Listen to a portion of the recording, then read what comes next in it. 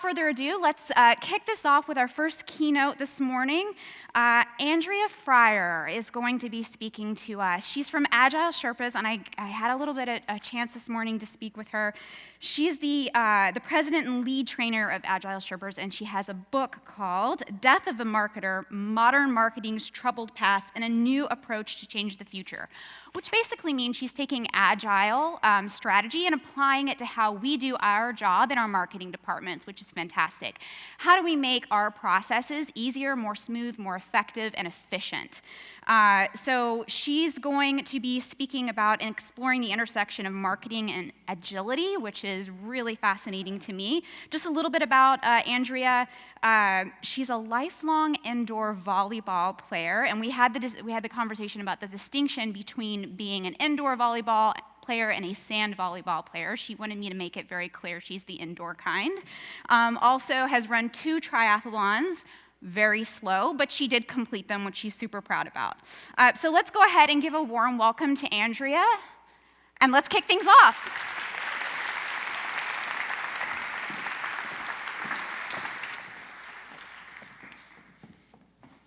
Morning, everybody. Let's see if I need to click that. Yeah, there we go.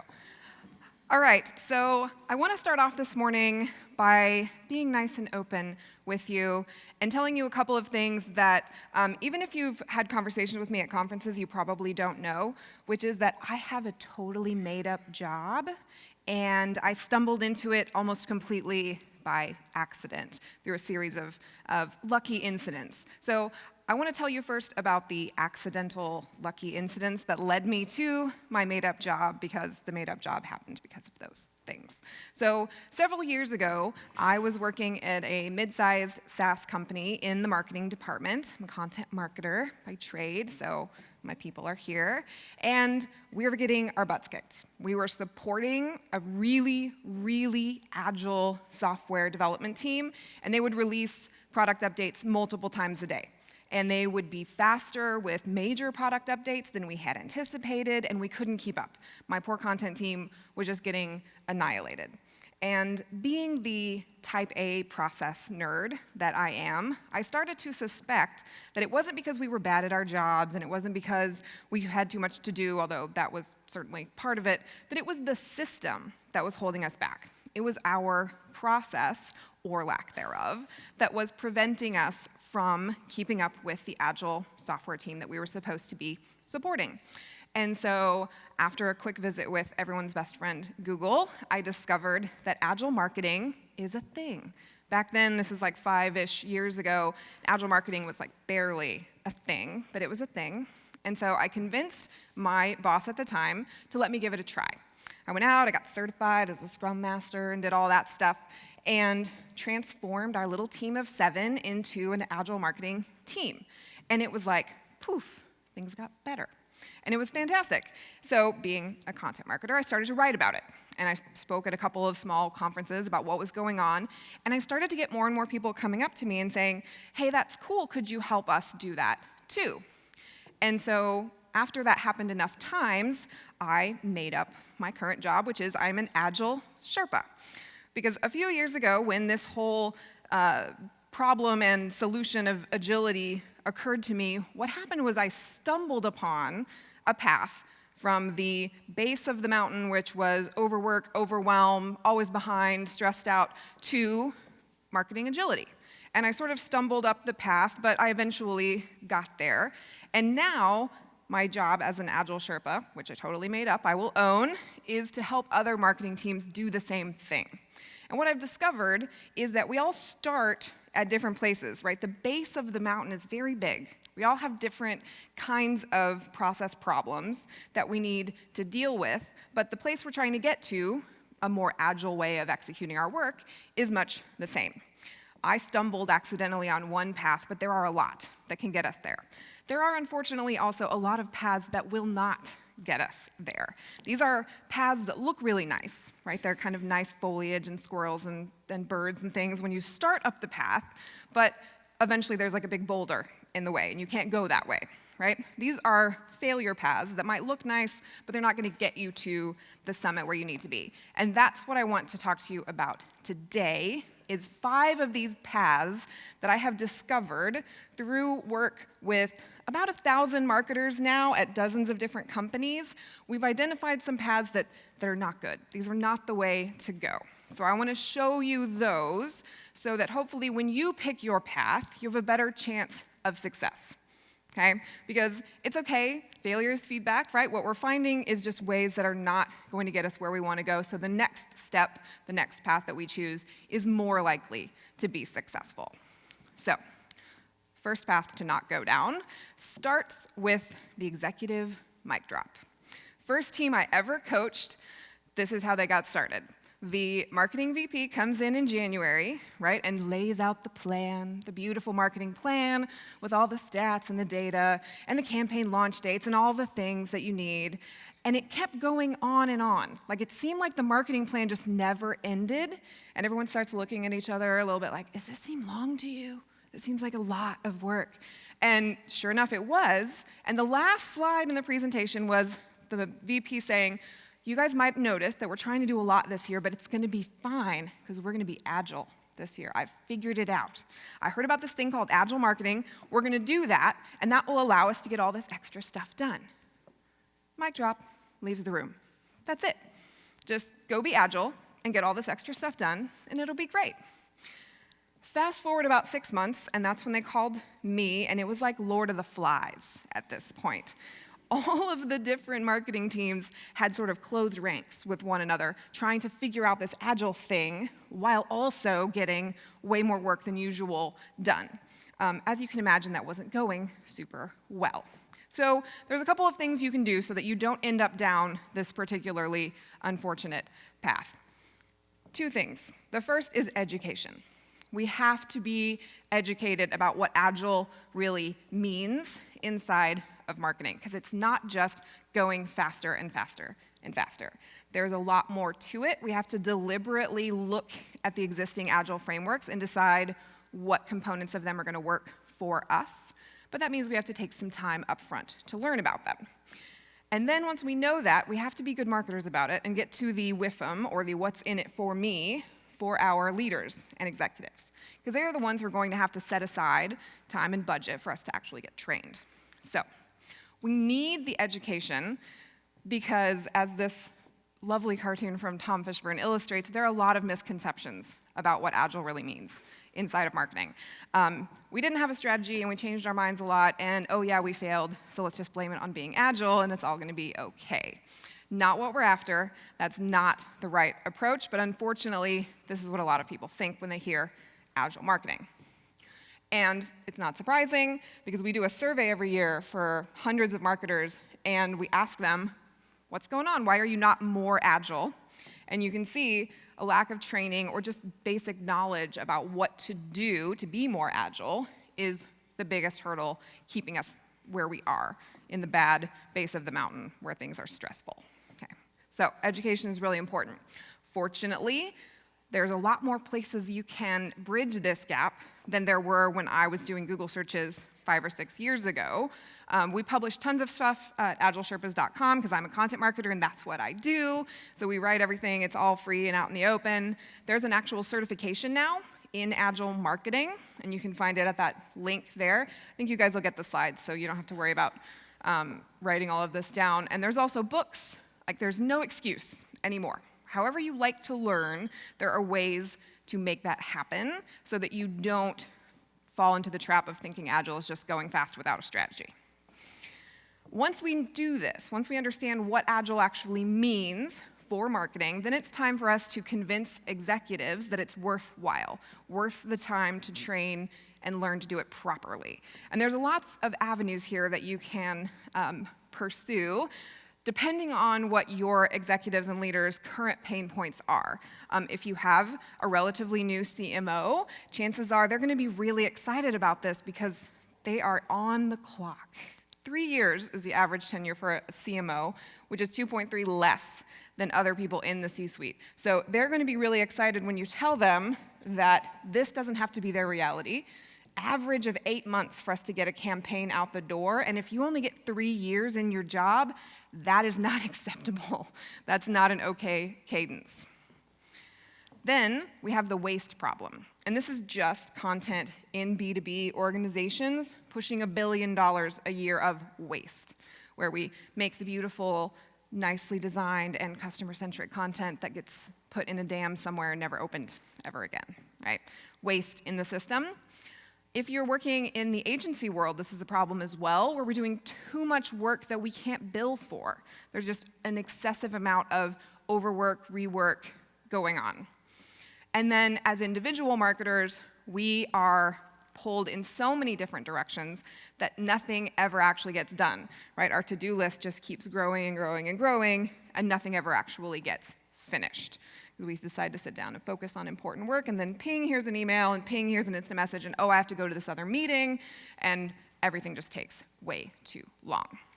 Fortunately, Agile holds the key to all these problems and more, right? So when it comes to things take too long to get to release, Agile teams can go to market faster. We have employees that are overworked and overwhelmed. We can see that Agile marketing improves team morale. My favorite one up there is that it's all done with a focus on quality, right? Agile teams are able to do higher quality work. So it's not just fast and efficient, although those are things that we definitely want and happen. Whatever your executive and leaders' pain points are, chances are there's an Agile answer to it. So we have to be good marketers about it and convince them that it's worth the time to do the work of education so we can avoid all of these missteps. Okay, path number one that we don't want to go down is the executive mic drop. Second one is when we have Agile holdouts, right? This happened on my very first team. We were a small team, just 7 of us, and most of us were totally on board. There was no way that things could get worse than they were, so we might as well try some process improvement. But we had one woman who was the longest tenured marketer in the building, and she, when we said we want to improve process, what she heard was, "You've been doing everything wrong," right? And she was not on board with these improvements. And so we needed to have ways to handle this particular form of holding out. She started to do what we would call information hoarding, right? She didn't want to tell anybody else how to manage all the idiosyncrasies of the WordPress install or where the passwords were kept or who to ask to get a product update. None of that. She wanted to have it all to herself. And that's just one manifestation of a holdout. There's lots of different ways that people can surreptitiously hold things back. But the way that we can get around all of those things is to understand and commit as a team, as a department, as a marketing organization to Agile values, right? Things like transparency, openness, trust, honesty, visibility, huge one, so that we can go and explore these new ways of working together with trust in one another. And there are lots of ways that we do this. So we want to create teams that own their process, and they have the ability to be self-regulating. When there's a holdout in their midst, they should be able to understand and address that, and empowered to make changes, with the caveat that there's probably a time when they're going to need help, right? Even the Avengers needed to call in Captain Marvel eventually. Most teams, especially newer Agile marketing teams, are going to hit a point where they can't process improve anymore. So knowing that that's going to happen and having a Captain Marvel on speed dial somewhere, right, with that button thing that Nick Fury pushed to call her, like a pager thing, one of those. Maybe it's just to get a hold of a Scrum Master from your IT department to come help and sit with your marketing team for a while. Maybe it's an external Agile coach. Whatever you need, know where they are so you can call them before it's crisis mode. But before you hit the pager button and call in reinforcements, you have to make sure, too, that your Agile system is working the way that it should. And that means you're having good Agile meetings that are solving the problems they were intended to solve. So the first one is you need to have a daily stand-up meeting. It has daily in the title for a reason. You have this meeting every day for 15 minutes, nice and quick. The team can get together, and you'll discover in these meetings things like that holdout, that information hoarding behavior that I was talking about, because everyone else on the team would come to daily stand-up and say, I am blocked because I don't have the password to this particular tool, or the WordPress install is not behaving the way I expect and I don't know what to do about it, right? And then we would have our holdout team member who would come and say the same thing every single day. Her favorite was, "I'm outlining this article for the blog for next week." And she would say that every day for like a week. And it became very clear that she was perhaps the bottleneck in the process, right? But if we weren't having daily stand-up, this problem would not have been visible to us. Then the meeting that needs to happen less frequently, but is just as important, is the retrospective. And this is a time when we deliberately hit pause and we stop the train for a little while, just like 60 to 90 minutes every other week. It's not a big ask, but you do need to have the retrospective meeting because this is where those issues that come up in daily stand-up get resolved. This is where the team gets to talk about their process, figure out what's not working, and then make it better for the next go-round. So we need to make sure we're having the right Agile meetings and that they're being used effectively before we call in reinforcements to help the team. Whatever we decide to do, though, to help deal with the holdouts on the team, we have to keep in mind this emerging, I guess not emerging because it's been around for a little while, but it's sort of gaining popularity and people are understanding the power of it now, which is psychological safety. This is the single biggest predictor of whether a team will be successful. Everyone on the team can be total, awesome, badass marketers, but if they don't have psychological safety, if they don't feel safe speaking up and voicing an opinion, and that their team will not ridicule them for doing that, then they're going to be stymied. They're not going to be a high-performing team. So as you're dealing with holdouts, whatever form they might take, the team needs to be prepared to do that carefully, right? Honestly, but carefully, so we can maintain psychological safety. Okay, so 2 paths, executive mic drop. We don't want to do that. Holdouts that do not get visualized and therefore keep dragging the team down. Don't want that. The third one, easily the one I see the most often in the Agile marketing teams that we work with because it seems so tempting, and that is to do a part-time pilot. So people hear about Agile marketing, right? Faster, happier marketers, good quality work. We want to do that. That sounds great. Let's give this a try. So let's go grab someone from content and design. Let's get a marketing automation person. Ooh, let's get some analytics in here as well. We're going to build them into an Agile team, and they're going to test. They're going to pilot this approach so we can decide if it's really something that we want to do. The problem is that after we build this nice little cross-functional team, we realize they still have a day job.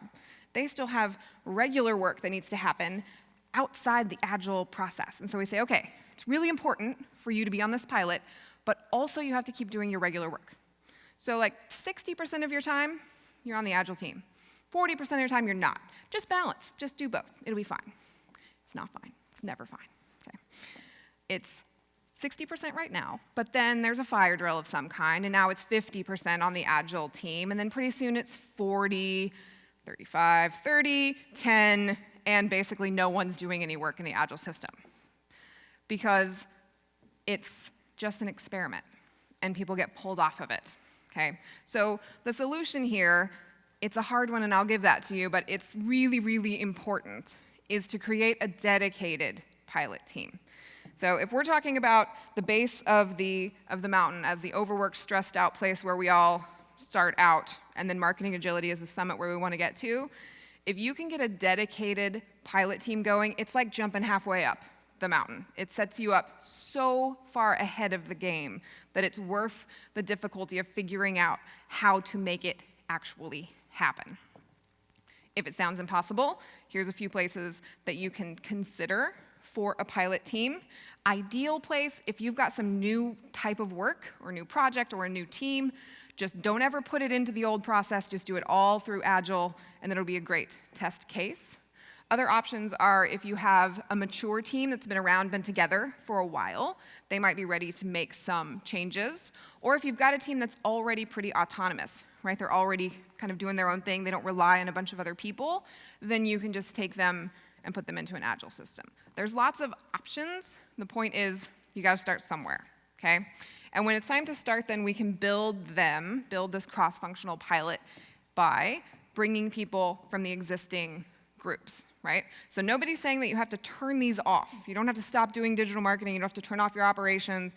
You don't have to stop doing any creative work for anyone else while you pilot, but but you do need to put them in their own little box. The pilot team there, right, their own little box, so that they can be dedicated to trying this process out.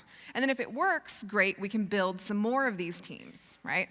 And this diagram is nice and clean because I got to make it in PowerPoint, but it's never actually this nice and clean, right, in a real live marketing organization. And there's always a couple of people that are left off to the side of these in various ways, and that's okay. You don't have to have everything fit into these nice, perfect boxes up front. Just start with one, and then we can deal with the complexities and the extra subject matter experts who don't really fit on a team. We can deal with those, but start somewhere with a dedicated pilot group. Okay, we got 3 down. Here's our 4th, the most graphic description that I'll give you this morning, the swoop and poop, okay? So when we have the nice, set, dedicated Agile pilot team, right? We've managed to put them together, and they're set aside, and they're going off. They've got their process, and they're ready to go. Things are humming along. They've committed to some work that they're going to complete in the next couple of weeks. And then we have a leader, a marketing leader, come in, and they swoop into the process and say, stop what you're doing, I have this great idea, or I need you to build this slide deck for me, or sales has a new client that you really need to do some enablement materials for, whatever it is, right? They swoop in and say, stop what you're doing and do this instead, which is the poop part. And then what the team learns, what the team hears is, Agile's not as important as whatever this idea was, right? So why should we spend the time exploring this process? Why should we spend the time planning when we are in danger of another swoop and poop at any moment? So this one can be challenging to fix because the leaders doing the swoop and poop don't realize the negative impact that it's having. What they think is, I've got a great idea, and I'm letting these people execute it. Like, I'm doing my job, and they're doing their job. This is how this is supposed to work. And so we need to document at a process level what's happening when we have the swoop and poop. That starts sounding really weird when you say it over and over again. But we have to document and prove the impact that this is having. And we can do this through a nifty little tool like this called a burn down chart. So when the team gets together, an Agile team gets together and they say, all right, over the next 2 weeks, we commit to doing a certain amount of work. That's the big, tall bar there. That's how much work that they've committed to do. And then every day, at daily stand-up, they get together and say, all right, here's a little bit that I've done, a little bit more, and a little bit more, so that it burns down, right? More work gets done every day, till hopefully, after that 2-week period is over, they're all done with everything. Ideally, how this is supposed to work. But then when we have a swoop and poop, we can see that more work got added, right? And so instead of burning down nicely to 0, some work is left over. And now we have an objective, data-driven way to show that when leadership can't leave the team alone to be self-empowered and self-organizing, that things don't get done that needed to get done, right? So we can document and show what's going on. This is a way we can create visibility around a problem, even if we can't fix it right away. Okay, my last fail. Oh, and this one. We're so good at this one as marketers. We love to be on all the teams, right?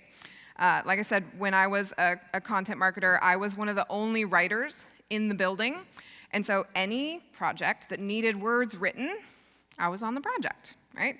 I was on the phone with a client last week, and their team of 12 or so had 16 briefs open, right? So it's 16 things they were trying to work on.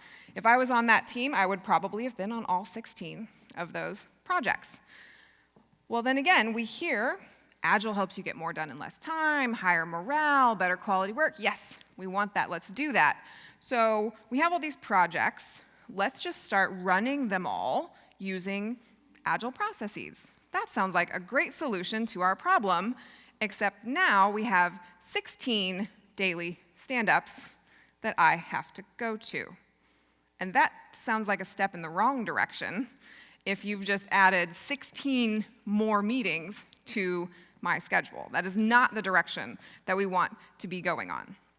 And I'm not sure when this happened, like when we started valuing ourselves based on how many meetings we're in or how many teams that we're on, but we need to step away from this to fix this particular failure path. And the way we do this is a little bit of a bigger bite here, but it's really, really valuable if you can make it happen. It's to design teams differently. So instead of flowing people to projects, right? Whenever there's a new project, we bring a bunch of people together, and they go work on that project, but then they also have like 12 other projects that they're working on. Instead of flowing people to projects, we start creating persistent teams that we can flow work to, okay? And these should be customer-centric teams, because that's what we do as marketers. We're supposed to be focused on the customer. So we need teams that are focused on the customer as well. And then major bonus points if you can create KPIs for those teams that are unique to them, right? So let me show you what I mean. So we did this for a team just exactly like this recently. So what they did was create teams based on stages of the funnel, right? Love or hate the funnel, it's really nice for this particular use case. So we have a team that's all about the top of the funnel, right? They're creating demand here. And then we go through the journey, right? We have middle of funnel, bottom of funnel, and then retention. And each of those are distinct teams, okay?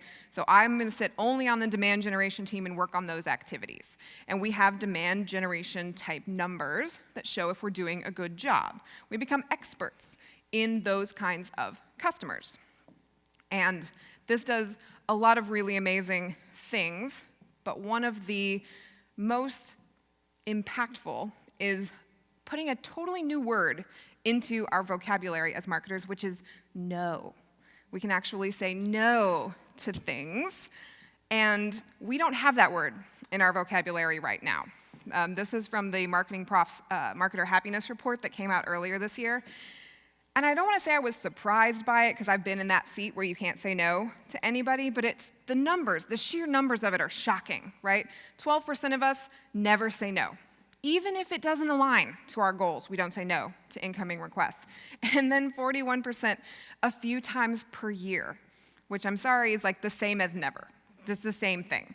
And then I like this 26%, I just can't. I don't have the authority to say no to anything, right? And then I have to have my Tina Fey GIF here to respond to that in a way that is much better than mine. Really? Like, we can't say no to things. That means that our to-do list just grows and grows, right? And then nothing ever gets to done. It all just piles up, right? But if we have teams organized around the customer with core KPIs that measure their success, if something comes in, a request comes in that's not about that customer and it's not going to deliver on that KPI, we can say no to it. It's a thing. I've seen people do it. I promise that it's possible. So these are different ways of organizing ourselves, right? And this gets way beyond the Agile is just about being fast, right? This is about being customer-centric. It's about maximizing the amount of work not done. That's an actual line from the Agile Manifesto, my favorite one, right? Maximizing the amount of work not done so we can focus on really valuable things. So customer-centric teams with core KPIs, the most important way to avoid that last failure path of being on all the Agile teams. All right, so quick checklist then. We need to make time for education up front. Learn about common best practices as well as worst practices so that you're not doing those things, and make sure the executives around you understand why education is important. Once you've got that nice foundation of education laid, make sure to use it to create those good meetings that are going to allow the team to self-regulate while maintaining psychological safety, and know who your Captain Marvel needs to be, who you're going to call when the process breaks down to the point that the team can't manage it anymore. When you're piloting, please keep people 100% dedicated. Come show me your org chart and I'll help you figure out how to do it. Like, it's so very important to manage this one when you're starting things out. If you have the danger of the swoop and poop, make sure that you are documenting it and showing what's happening, what the impact of that behavior is on the Agile team. And lastly, make sure you've got customer-centric teams with shared reasons to collaborate, good, measurable KPIs that they are trying to deliver together as a persistent team. All right, so 5 paths that we do not want to tread and ways to avoid them, right? I would like to tell you that that's it, that you're good, and now you are 100% guaranteed to succeed when you start your own Agile journey up that mountain, but that would be a lie, unfortunately.